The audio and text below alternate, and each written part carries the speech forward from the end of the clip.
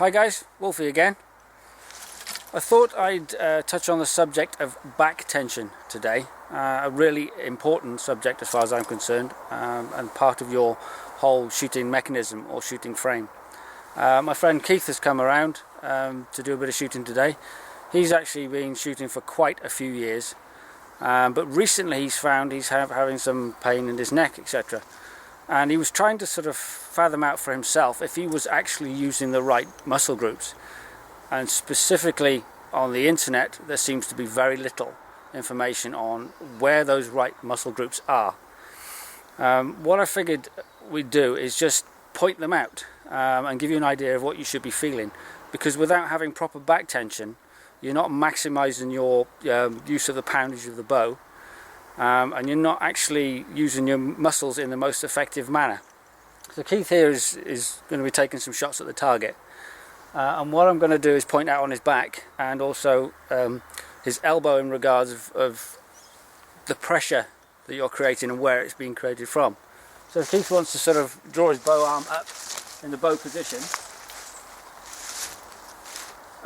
right here in the centre of his back, between his shoulder blades, is where you should feel the shot.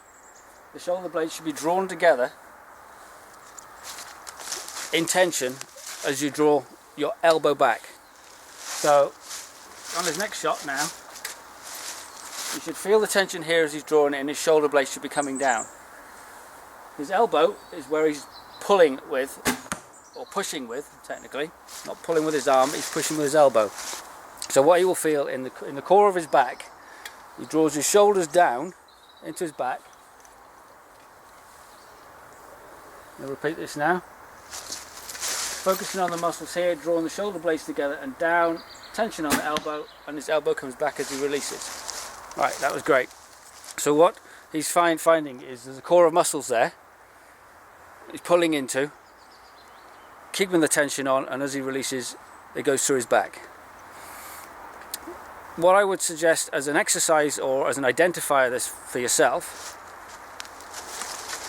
is if you get your fingers together in front of your mouth and pull them apart, focusing on the back, your back muscle, your shoulder blades should go down, your back muscle should tense. So pull that into your back and release, and pull again into your back and release. Sorry, I don't know if you could hear me behind my hand there, but what you should feel is the muscles here and in the centre of your back pulling together. Now we've done a few shots before we came up here and a few shots around here. Now ordinarily Keith will admit that over the last few weeks he was getting pain in his neck, and I don't think so far today you've had any pain at all. Hardly any after 50 odd hours. 50 odd hours. It was purely identifying those muscle groups. It's too easy to carry it up in your shoulders. You've got to get them down. If you carry it up, you're using your neck, you're tensing your neck muscles, you're tensing your upper shoulder muscles, you want to get it down in your back. So it's purely and simply shoulders locked down, drawing back with the elbow, and as you release, touch your shoulder or second ankle or something similar. It may not work for everybody, but as far as Keith was concerned, he was putting pressure on the wrong muscles, and he's also been finding an element of a shake occurring.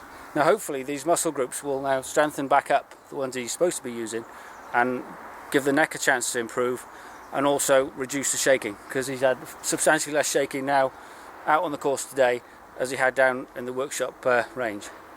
So now I hope this is of interest. I hope this identifies sort of the area. It's hard to see with clothing on, etc., but think of the lower part of your shoulder blades, like I said, hands together, draw through the back, tension through the back, and release. I hope that helps, and I'll see you again.